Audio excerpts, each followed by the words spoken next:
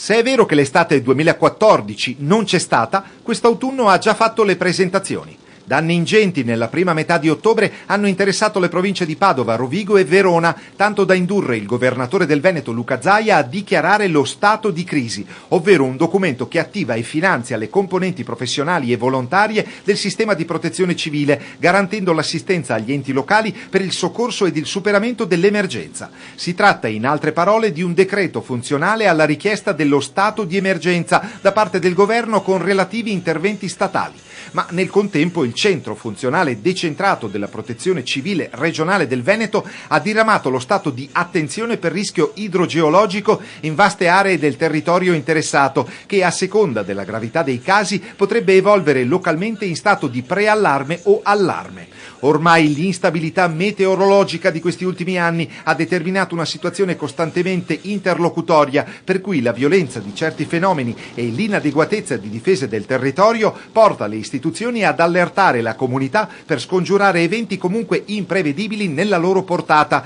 A fronte di ripetute situazioni quasi disperate, vedi frane e smottamenti lungo l'asse geografico Padova-Verona, i cittadini non ne possono davvero più di sentir parlare soltanto di emergenza. Occorre cominciare ad investire in termini di prevenzione per evitare che le spese del dopo siano 3, 4 o più volte superiori a quelle del prima, dove per prima non si devono più intendere soltanto lavori di consolidamento o rafforzamento.